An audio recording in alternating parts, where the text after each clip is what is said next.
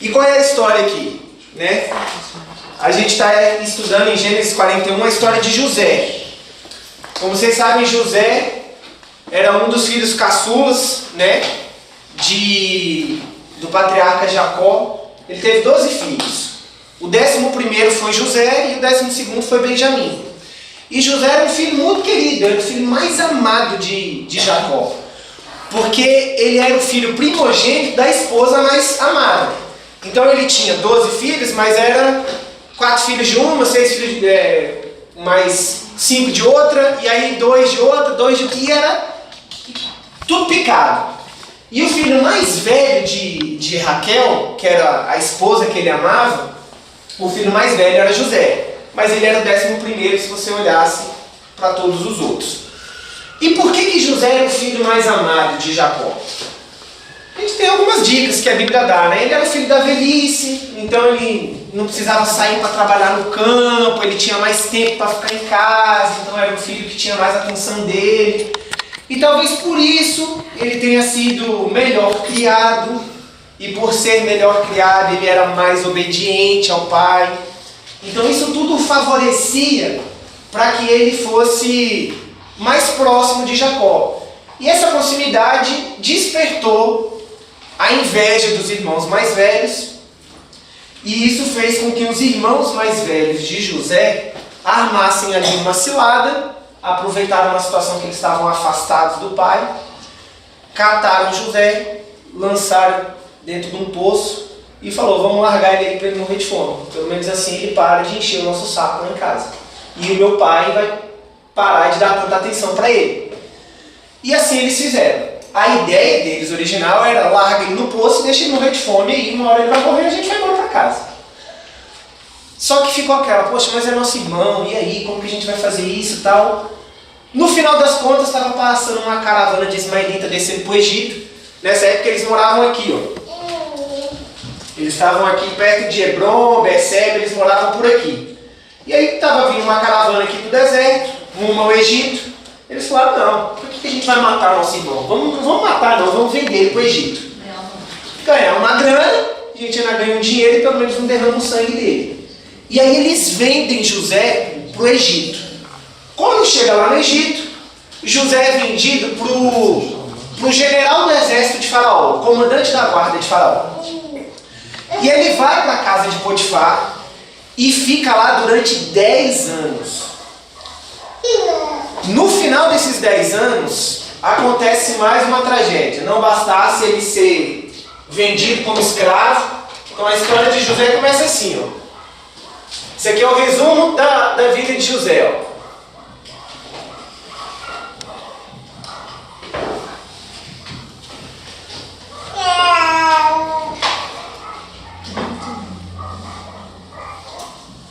Primeiro ele começa como um filho amado, né? Era o filho paparicado, filho amado de Jacó. Depois ele é vendido como escravo lá para o Egito. Então ele vira servo lá, né? Sai de filho amado e vai para servo. E aí parece que o cão, não satisfeito, né, em trazer tanta desgraça para a vida dele, quando ele estava lá no Egito como escravo, como servo, a esposa do senhor dele ainda inventa uma história e fala que José tentou agarrar ela. E aí ele, para não ser morto, né, o patrão dele, para não matar, acaba prendendo ele. Então agora não só é um servo, como é um servo prisioneiro.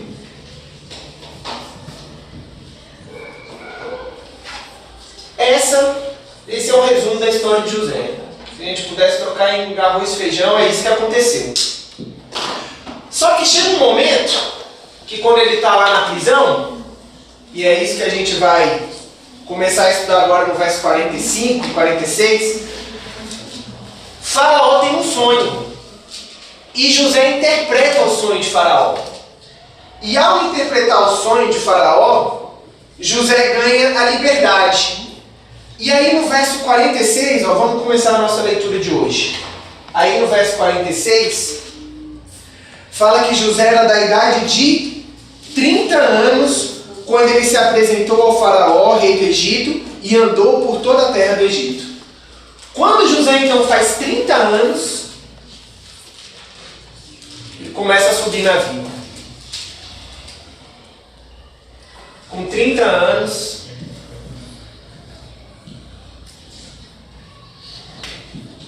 ele vira governador do Egito. Governador do Egito. E olha só que interessante. Quando eu olho para José, eu não sei se vocês já pararam para pensar nisso, mas quando eu olho para o resumo da vida de José, ele chega aos 30 anos no cargo de governador. E por que ele é colocado no cargo de governador? Por quê? Ele interpreta o sonho de Faraó. E esse sonho de Faraó era uma coisa boa ou era uma coisa ruim que iria acontecer na terra do Egito? O que Faraó sonha? Vocês lembram? O que Faraó sonha? Ele sonha com o quê? Com 7 anos. Com 7 anos. Ele sonha, na verdade, com 7 vacas gordas, 7 vacas magras, 7 espigas de milho boas, 7 espigas de milho mirrado. E essa interpretação é de que haveriam 7 anos de muita abundância, muita fartura na terra do Egito.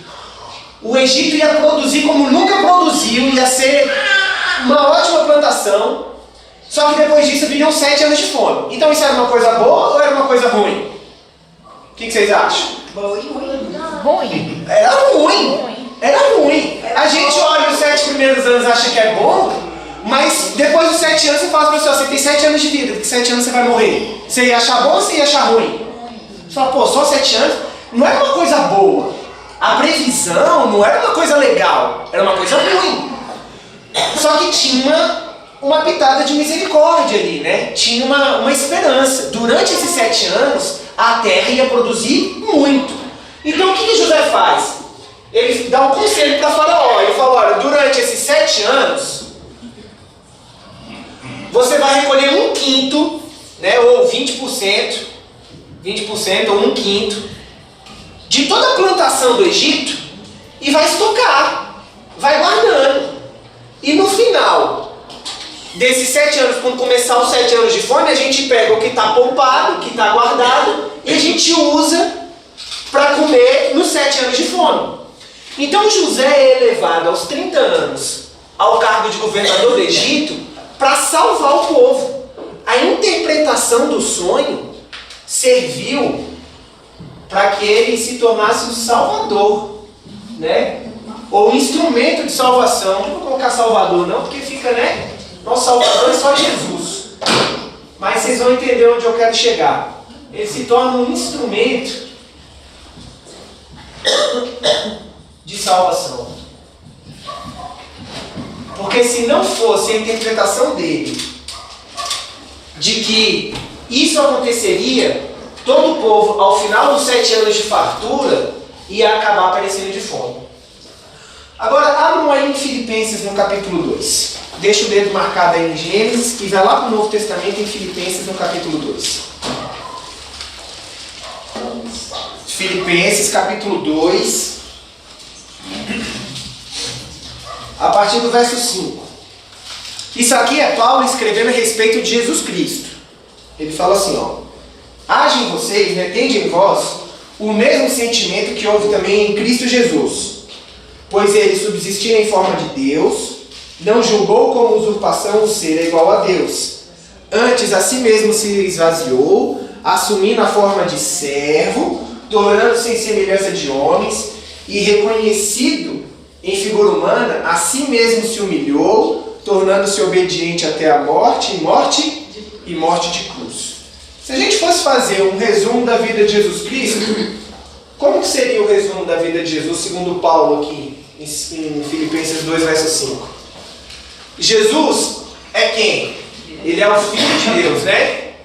Ele era um filho muito amado lá no céu? Era ou não era? Sim. Adorado por todos os anjos, num lugar santo, perfeito, de paz. Mas ele não se agarra a essa condição que ele tinha de Deus. Ele assume a forma humana, se torna servo da humanidade para poder salvar a humanidade. E não satisfeito na condição de servo, ele ainda é preso, humilhado, chicoteado.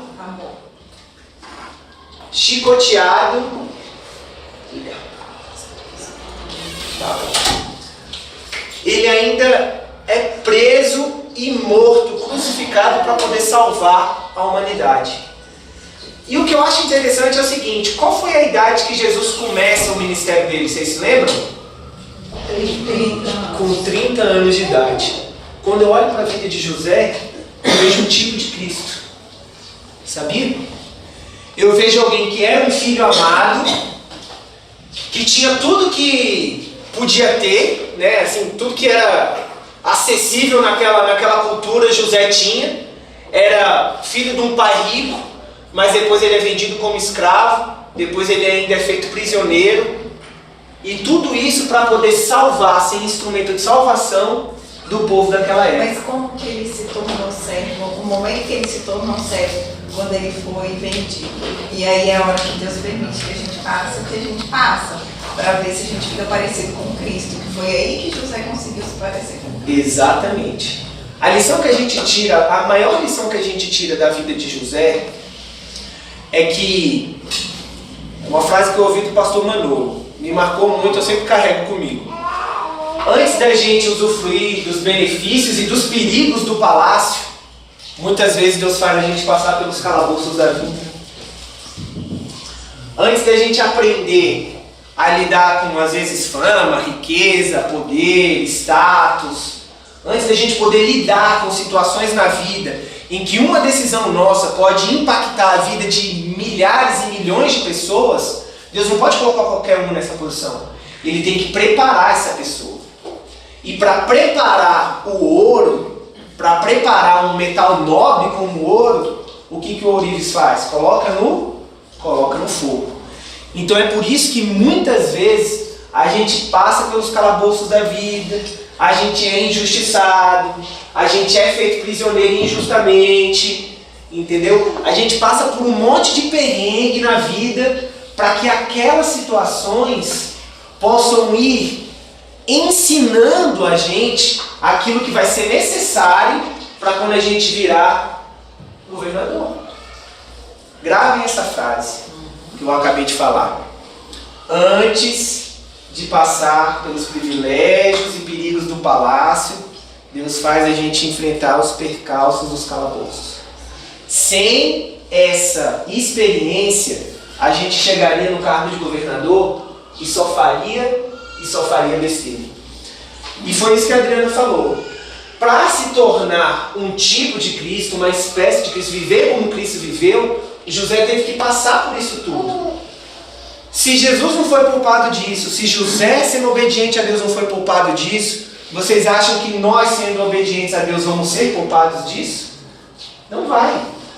Por mais que a gente queira muitas vezes fugir das provações da vida, são exatamente elas que vão preparar a gente para aquilo que é necessário, para a gente aprender aquilo que é necessário quando chegar o momento da nossa vida em que Deus vai usar a gente para uma obra muito grande e muito importante. A gente precisa adquirir conhecimento bíblico, experiência e comunhão com Deus, a fim de que, em um determinado ponto da nossa vida, aquela experiência sirva para ajudar outras pessoas. É isso que Deus espera da gente. Ele nos convida a ser testemunhas daquilo que Ele faz. E a gente só pode ser testemunha daquilo que a gente viu, daquilo que a gente experimentou, daquilo que a gente vivenciou. Mas vamos voltar então agora, lá para Gênesis, no capítulo 41, e vamos dar sequência à nossa leitura. Abram aí em Gênesis, capítulo 41, a partir do verso 47 agora. Interessante que José fica, essa informação aqui é importante. Se vocês forem lá em Gênesis, no capítulo 37, verso 2, fala que ele é vendido com 17 anos. Ou seja, ele ficou 13 anos como escravo. Quase metade da vida dele. Ele tinha 13 anos como escravo. Comendo pão que o diabo amassou, para poder aprender algumas coisas. Eu duvido que você tenha passado 13 anos da sua vida sofrendo dia após dia. A gente tem algumas alegrias no meio do caminho, não tem? A gente tirou na última lição, na última aula, algumas lições sobre a vida de José, e uma delas eu queria destacar. Pegando esse gancho da questão do sofrimento. José, a gente hoje lê a história e já comentamos isso, que a gente sabe o que aconteceu. Então parece mais fácil, né? Lendo de fora parece muito mais fácil.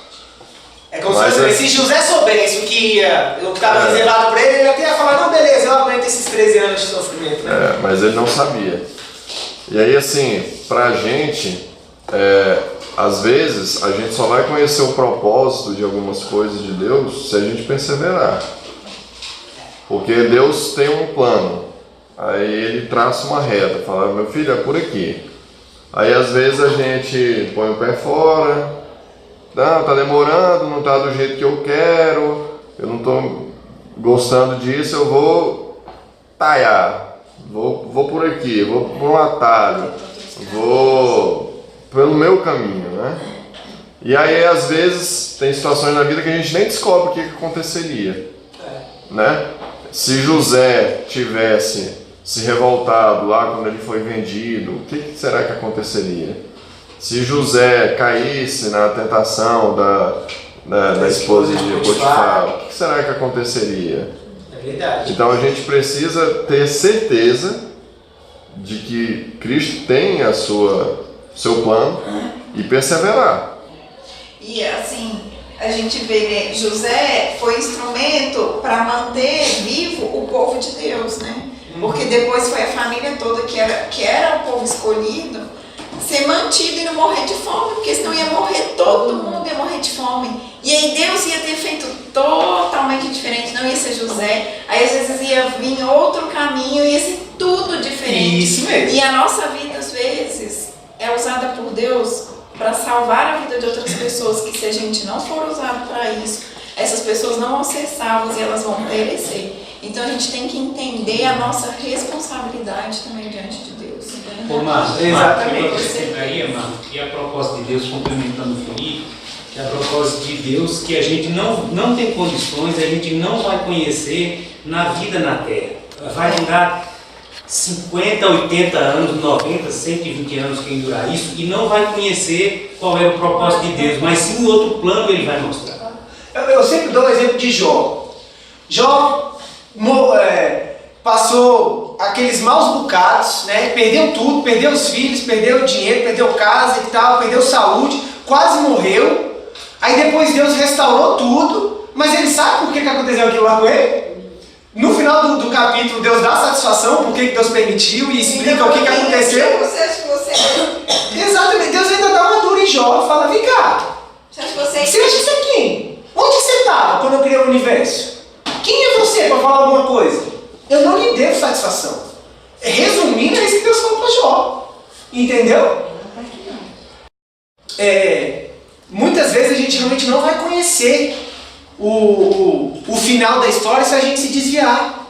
Hoje a gente fala de José, mas se José realmente tivesse caído com a esposa de Potifar, tivesse se revoltado, a Adriana falou muito bem, eu tenho certeza que Deus traçaria um outro rumo, o povo seria salvo da fome de alguma maneira. Alguma coisa Deus ia fazer, entendeu? Alguma coisa Deus ia fazer. Ele fez isso com o povo de Israel. O plano de Deus era que o povo de Israel fizesse o quê? A vontade dele, atraísse a atenção dos outros povos, e quando o Messias viesse, todo mundo já ia estar esperando o Messias pronto. Israel não fez nada do que Deus queria. E o plano de Deus foi sendo cumprido ou não foi? Deus arruma um jeito. Os propósitos de Deus nunca vão se frustrar. Coloquem isso na cabeça de vocês. Basta, agora cabe a gente, aliás, escolher. Você quer fazer parte desse propósito ou você vai ficar na beira do caminho? O plano de Deus vai se cumprir. Você querendo ou não querendo. O que você tem que escolher é, você quer fazer parte desse cumprimento ou você vai desistir no meio do caminho? Porque se José tivesse desistido, Deus ia arrumar alguma outra maneira de salvar esse povo. E hoje a gente não ia estar falando sobre José aqui. Talvez José nem fosse mencionado na Bíblia. Ou então ia ser mencionado como Issacar. Como Issacar. Como um dos filhos de Jacó, qual era o nome? Tinha um outro que se chamava José. Tá, mas quem é ele? Não sei, a Bíblia não fala mais nada. Então percebe que muitas vezes você pode se tornar um anônimo na história do universo se você desistir daquilo que Deus está planejando para você. A gente tem que perseverar, porque Deus gosta de emoção. Eu costumo falar que Deus, se fosse para dirigir um roteiro de um filme, Deus é assim, fantástico. Porque Deus deixa assim, para apagar as luzes. Quando as coisas assim, fala, caraca, meu irmão, agora o povo vai morrer. Aí ele abre o mar. Entendeu? Deus gosta dessas coisas. Ele não vai fazer antes aquilo que a gente pode fazer. Ele só vai fazer aquilo que é impossível ao homem fazer. Mas vamos seguir a nossa leitura aqui. Senão eu vou parar no 46 e o Ricardo vai me sacanear também, né? Verso 47. Nos 7 anos de fartura, a terra produziu abundantemente. E ajuntou José todo o mantimento que houve na terra do Egito durante os 7 anos e o guardou nas cidades. O mantimento do campo ao redor de cada cidade foi guardado na mesma cidade. Assim ajuntou José muitíssimo cereal, como a areia do mar, até perder a conta, porque ia além das medidas. Aqui a gente já tira uma lição para a gente também. José interpretou o sonho, percebeu qual era a vontade de Deus e aplicou. E começou a cumprir. Você acha que o povo que não acreditava na promessa de Deus, quando ele começou a recolher 20%, todo ano, recolhe o primeiro ano, recolhe o segundo ano, recolhe o terceiro ano. Meu amigo, é muito tempo, 7 anos. Quando chegou no 4º ano, a terra produzindo, ano após ano, a mesma quantidade ali, ó, muita comida. Você acha que o povo começou a falar, meu irmão? Tem certeza que esse negócio vai acontecer Cara, mesmo? todo ano o Nilo enche. Todo ano a gente tem essa fartura. E agora, nos últimos 4, 5 anos, está tendo mais fartura ainda. Sabe quando que vai vir fome? Vai vir fome nunca. Você acha que o povo não pensou isso? O povo olhava para José e falava, esse cara é doido. Está recolhendo essa quantidade de cereal aí, estocando num monte de lugar. A gente não sabe mais nem quanto tem estocado, porque é tanta coisa que a gente já perdeu a capacidade de contar. E esse cara continua estocando. José, aos olhos de muitos, parecia ou não parecia um louco? Parecia, porque 7 anos sem produzir nada, de seca. Isso era inimaginável. Mas José foi estocando. Aí no verso 50 fala que antes de chegar a fome, nasceram 2 filhos a José, os quais me deu a Asenate, filha de Potífera, sacerdote de On. José ao primogênito chamou Manassés, pois disse, Deus me fez esquecer de todos os meus trabalhos e de toda a casa de meu pai. E ao segundo chamou-lhe Efraim, pois disse, Deus me fez próspero na terra da minha aflição. Sabe o que isso aqui me lembra? O nome dos 2 filhos dele, ó, o nome de Manassés significa que Deus fez esquecer, né, todos os meus trabalhos e da casa do meu pai. Mas Efraim fala, Deus me fez próspero na terra da minha aflição. José tinha consciência ou não tinha de que ele era um estrangeiro ali no Egito? Ele tinha consciência, ele sabia que aquela ali não era a terra dele, aquela ali não era a pátria dele. Ele falou, eu estou aqui como um estrangeiro, como um peregrino. Deus me fez próspero nessa terra. A terra da minha aflição, a terra que eu sou estrangeiro, Deus me fez próspero aqui. Mas essa não é a minha terra. Essa não é a minha gente, esse não é o meu povo. Sabe o que isso me mostra? O que Paulo escreveu aos Hebreus agora, lá no capítulo 11. Lá em Hebreus, no capítulo 11, a partir do verso 13, Paulo fala bem assim, não precisa abrir não, vamos ganhar tempo. Hebreus 11, verso 13, Paulo fala bem assim, falando dos heróis da fé. Todos estes morreram na fé, sem ter obtido as promessas, vendo as promessas, porém de longe, saudando-as, confessando que eram estrangeiros e peregrinos sobre a terra. E aí no verso 16 ele fala, eles aspiravam, né, e aspiram uma pátria superior, isto é, a pátria celestial. E é por isso que Deus não se envergonha deles, de ser chamado seu Deus, porquanto lhes preparou uma cidade. A gente tem que ter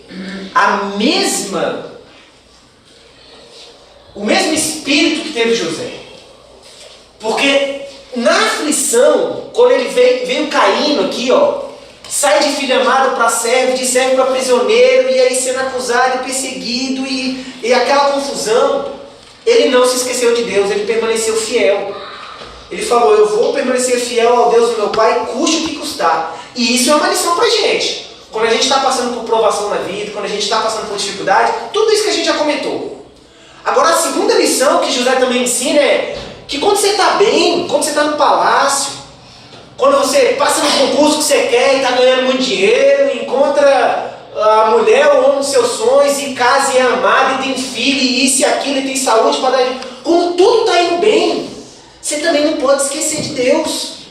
Você tem que sempre ter em mente que você é peregrino e estrangeiro nessa terra. Porque Satanás é astuto. Ele traz desgraça sobre a nossa vida, mas se a gente permanece fiel a Deus, às vezes ele pode mudar a estratégia. Ele fala, quer saber? Então eu vou dar dinheiro. Porque às vezes dando dinheiro, dando saúde, protegendo de tudo quanto é lado, a pessoa vai, né, se sentir arrogante, né, vai parar de vigiar. Exatamente. Então a segunda lição que José ensina pra gente é, não só na adversidade, mas na prosperidade, a gente também tem que manter o nosso foco no alvo correto, em Cristo. Se tudo estiver indo mal, vai passar. Mas se tudo estiver indo maravilhosamente bem na sua vida, meu amigo, vai passar também. Tudo nessa vida passa. Tanto o sofrimento quanto as benesses. A gente tem que ter isso muito claro. Não importa o que você tem nessa vida. Não importa. Se você está indo muito bem aí, de vento em polpa, coloque o foco no alvo correto. O nosso alvo é Cristo. O nosso alvo é o céu. A gente não pode se prender às bênçãos materiais deste mundo. A gente não pode se prender às coisas que este mundo tem para oferecer para a gente. Porque isso vai passar. A gente tem que ter isso em mente. E aí, verso 53. Passados os 7 anos... Pode falar. Só um link aqui com uma história bíblica narrada lá em Lucas, né? Quando acontece a pesca milagrosa. Que você falou da questão de quando estiver lá em cima. Os homens ali, eles passaram, né? Não vou entrar no mérito do que aconteceu, vocês podem ler lá em Lucas 5. Mas depois que acontece o fato em si, a pesca milagrosa, e aqueles homens têm nas mãos uma quantidade enorme de bênçãos, o que Cristo fala para eles? Larga tudo, né? Agora, larga tudo. A gente passa o olho e não pega esse detalhe. Os homens ali, eles estavam frustrados, e aí eles vão do nada para o muito. Não demorou 13 anos igual a José, mas eles tinham ali... Talvez 13 minutos, né? Eles viviam daquilo, e agora eles eram ricos. Eles poderiam dali, da forma como é narrado, e a gente vê em outras narrativas, ali foi uma coisa extraordinariamente grande. Eles ganharam na loteria ali. E aí Cristo fala e agora, larga tudo e vem. Larga tudo e vem. A gente não pode colocar o milagre na frente de quem nos dá o milagre, né? Quando eu escuto essa história, eu lembro, sabe de quem? É uma pessoa assim, inspiradora. A gente tem que ler a biografia dela sempre. Madre Teresa de Calcutá. Pobre, miserável, cuidando dos meninos, né? Madre Teresa de Calcutá. Pobre, cuidava dos meninos ali doentes na África e tal. E aí ela recebe o prêmio Nobel. Quando ela recebe, não sei se vocês sabem, é muito dinheiro, né? E junto com o prêmio vem uma quantidade boa em dinheiro. Hoje dá mais de 1 a 3 milhões de reais. É bastante dinheiro. Sabe o que ela faz com esse dinheiro? Ela usa tudo aonde ela estava. E torra todo aquele dinheiro para continuar assistindo e ajudando todas aquelas crianças que ela já ajudava. Ela dava uma mochila e ela falava, tudo que eu preciso cabe dentro dessa mochila. Então muitas vezes Deus faz isso, né? É pobre, aí ganha uma fortuna, e aí fala, não, e agora você pega essa fortuna e doa. Você vai continuar trabalhando na minha causa, entendeu? E esse dinheiro vai ser utilizado para o avanço dela.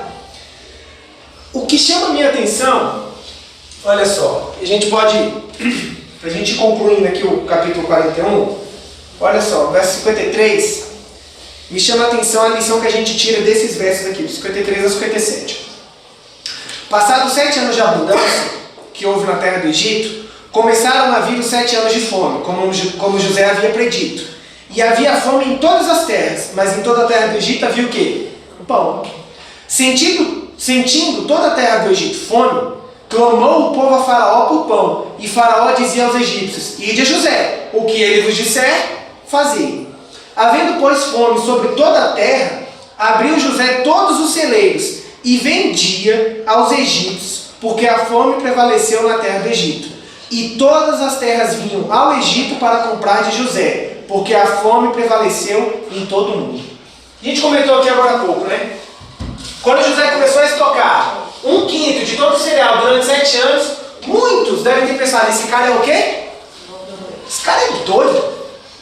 Nunca teve essa quantidade de anos de fome aqui. Na verdade, a gente não tem notícia de ter tido fome na terra do Egito, porque todo ano o rio Nilo promove uma enchente que rega ali toda a terra, traz toda a vida que precisa para brotar ali dos cereais e depois escoa. E no outro ano tem a enchente de novo. E durante os 7 anos de abundância, essa enchente foi maior e produziu mais e tinha muito cereal. E aí, quando começa a ter fome no Egito, né? Aqui quando a gente lê, ó: havendo, pois, fome sobre toda a terra, abriu José todos os celeiros e vendia aos egípcios. Eu fico imaginando, tá? Se eu fosse José, acho que eu ia falar para esse povo que falava que ele era doido. Falava: e agora?